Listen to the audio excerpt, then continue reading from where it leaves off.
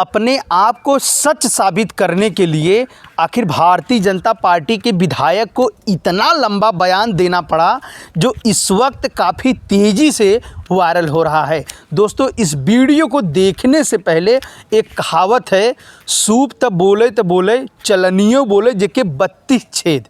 जो खुद दो दल को छोड़ करके तीसरे दल में आया हो और वह अपने आप को गंगा जल से शुद्ध करके ये बोले कि इससे अच्छी पार्टी कोई पार्टी नहीं है, इससे अच्छी हितैषी पार्टी कोई पार्टी नहीं है। एक ऐसी ही बातें सामने आई है भदोही जिले के औराई विधानसभा सुरक्षित सीट से विधायक भारतीय जनता पार्टी के दीनानाथ भास्कर। हम आपको याद दिलाना चाहेंगे कि भदोही विधानसभा सीट से विधायक समाजवादी पार्टी के जाहिद बेग ने सोशल मीडिया अकाउंट पे लिखा कि डॉक्टर रमेश चंद बिंद समाजवादी पार्टी में ज्वाइन हो रहे हैं और जल्द ही वो उनके व्हाट्सएप के प्रोफाइल पर समाजवादी पार्टी का झंडा दिखाई देगा। पिछड़ों के माने जाने नेता हैं, वह जमीनी तल के नेता हैं, पिछड़ों के हितैषी नेता हैं। वीडियो में एक कमेंट आता है जो मनोज यादव का कमेंट रहता है, जिसमें ये लिखा जाता है कि अगला नंबर दीनानाथ भास्कर का।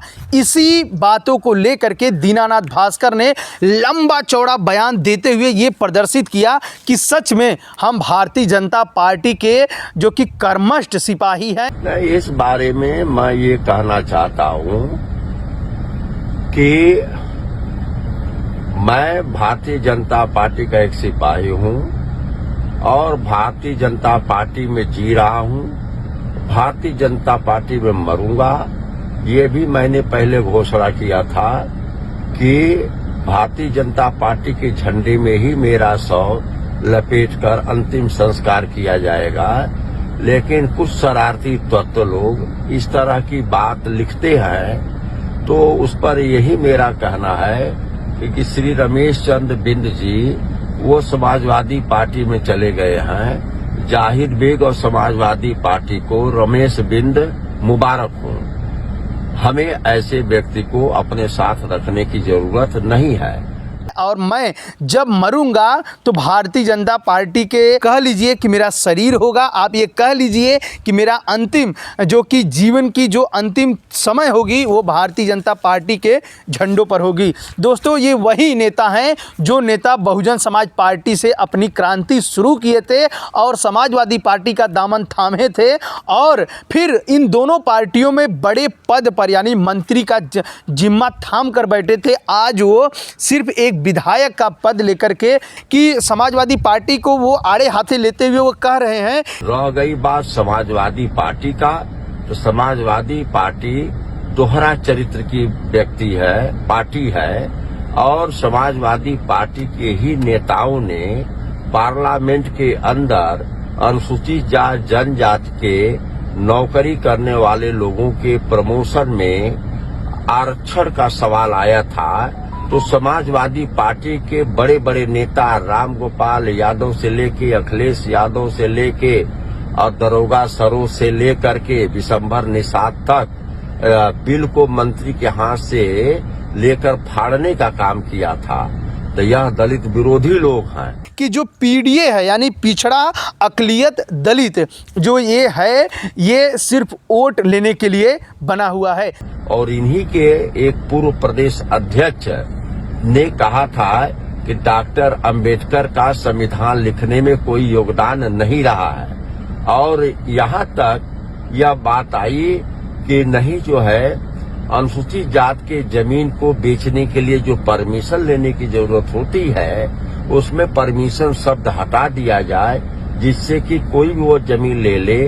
और उस समय मैं समाजवादी पार्टी में था, अनुसूचित जाति जनजाति आयोग का मैं चेयरमैन था और उस पर मैंने सरकार को नोटिस जारी कर दिया था और ये कहा कि किसके आदेश पर यह सरकार निर्णय ले रही है और उसका मैंने जमकर विरोध किया। कैबिनेट में यह मामला आ गया था, कैबिनेट से वापस करना पड़ा था। तो यह दलित विरोधी लोग हैं, वोट लेने के लिए पीडीए बनाए हैं। माने पिछड़ा और अकलियत और दलित, पीडीए का मतलब ये हुआ। बहुजन समाज पार्टी भी पहले बहुजन हिताय बहुजन सुखाय का नारा देती थी और 1585 का नारा देती थी, बाद में सर्वजन कर लिया। अब फिर सर्वजन करने के बाद आज फिर बहुजन हिताय बहुजन सुखाय की बात बसपा करती है और उन्होंने पीडीए बनाया है। यह दोनों दलों में कोई अंतर नहीं है और यह दोनों लोग मिल करके पिछड़ा और दलित और जो है अकलियत के लोगों का वोट झांसा दे करके लेने का काम कर रहे हैं, प्रयास कर रहे हैं, लेकिन सफलता मिलने वाली नहीं है। पिछड़ा वर्ग और दलित समाज जो है बड़े पैमाने पर भारतीय जनता पार्टी के साथ है और भारतीय जनता पार्टी की सरकार द्वारा किए गए कार्यों के साथ है। आज समाज को आवास मिला है, शौचालय मिला है, गैस कनेक्शन मिला है, हमारे लोगों को आयुष्मान कार्ड मिला है, गांव में पंचायत भवन बना है, आंगनबाड़ी केंद्र बना है, मिनी सचिवालय बना है, किसानों को जो है नहरों में पानी आ रहा है, हर गांव दलित बस्तियों को बिजली से जोड़ा गया है, निःशुल्क बिजली कनेक्शन भी गरीबों को दिया गया है। विकास कार्य के नाम पर दलित समाज और पिछड़ा समाज वो आज आ रहा है। इसलिए अगर वह यह सोचते हैं कि पीडीए बनाने से हम मजबूत हो जाएंगे, तो पीडीए बनाने से मजबूत नहीं हो पाएंगे। इनका जो परिणाम आएगा 4 जून को उन्हें पता चल जाएगा कि ये पीडीए बनाने का नतीजा क्या होता है। आज अगड़ा समाज है वो बहुत नाराज है, बहुत नाराज है। तो इसलिए ये पीडीए बनाए हैं, इसलिए नाराज है कि क्या उसमें अगड़े समाज की कोई जरूरत नहीं है, इसलिए नाराज है। तो इसलिए उनका यह फार्मूला काम नहीं आएगा और जहां पर वो थे वहीं पर रहेंगे, उससे एक सीट भी ऊपर आने वाली नहीं है। रमेश चंद्र बिंद का जो कर्तव्य रहा है वह भदोही के लोगों ने देखा है और मझवा के लोगों ने देखा है। अब पूरा लोकसभा मिर्जापुर देखेगा। रमेश बिंद उन्हीं को मुबारक हो। हमें ऐसे लोगों की जरूरत नहीं है। धन्यवाद। आपको हम ये भी बताना चाहेंगे, इसी सरकार में जो कि 6800 पिछड़े अभ्यर्थी जो थे वो 650 से ज़्यादा दिनों लखनऊ के इको गार्डन में प्रदर्शन किए। ये वही नेता हैं जो बयान दे रहे हैं। इसी बयान में भारतीय जनता पार्टी के विधायक यानी दीनानाथ भास्कर कह रहे हैं कि आवास मिला, शौचालय मिला, गैस मिला, आयुष्मान कार्ड मिला, पंचायत भवन बना, आंगनवाड़ी बना, मिनी शौचालय बना, बिजली गरीबों को मुफ्त मिली। दोस्तों, ये कहीं जिक्र नहीं किए कि महंगाई ज़्यादा हो गई है, ये कहीं जिक्र नहीं किए कि शिक्षा महंग हो रहा है, ये कहीं जिक्र नहीं किए कि नौकरी नहीं मिल रही है, ये कहीं जिक्र नहीं किए कि लोग परेशान हैं, ये कहीं जिक्र नहीं किए कि लोग रोजी रोटी के लिए तरस रहे हैं, ये कहीं जिक्र नहीं किए कि भारत के प्रधानमंत्री के रहते मणिपुर में जो महिलाओं को परेड कराई गई, इसका जिक्र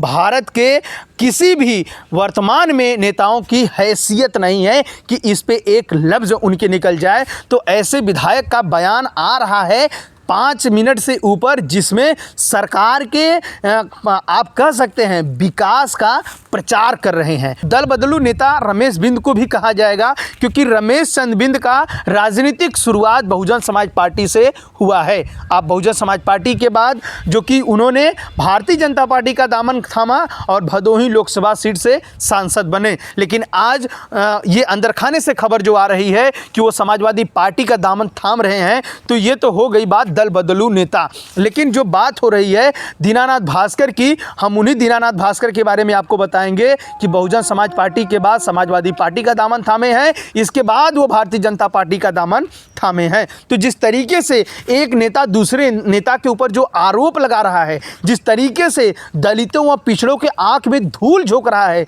दलितों नेताओं की पार्लियामेंट में जब पहुंचते हैं, विधानसभा में जब वो पहुंचेंगे तो अपने समाज के हक की लड़ाई को भूल जाते हैं, उनके समाज की लड़ाई कोसों दूर उनसे चली जाती है। ऐसा लगता है मानो कि उन्हें इन मुद्दों से कोई मतलब नहीं है। उनको याद रहे कि आरक्षण से ही औराई की विधानसभा सीट सुरक्षित हुई है और इसी सुरक्षित सीट से वो इस वक्त विधायक हैं। अगर ये आरक्षण जिस दिन खत्म हो जाएगा या जिस दिन ये आरक्षण पे वार हो रहा है, अगर ये वार होते होते अपने मुकाम तक भी पार्टियां पहुंचा देंगी, उस दिन लड़ने का भी हक नहीं रहेगा। जहां कुछ सीटें सुरक्षित की जाती है, जिसमें दलित नेता ही तैयार होकर के पार्लियामेंट में जाते हैं और उन्हें इसलिए बाबा साहब का संविधान आरक्षण देता है पार्लियामेंट पहुंचने का कि वो अपने समाज की बात कर सके। तो ऐसे समाज के लोग वोट को ले करके सिर्फ और सिर्फ मलाई चूसने का काम करते हैं, सिर्फ और सिर्फ मक्खन खाने का काम कर सकते हैं,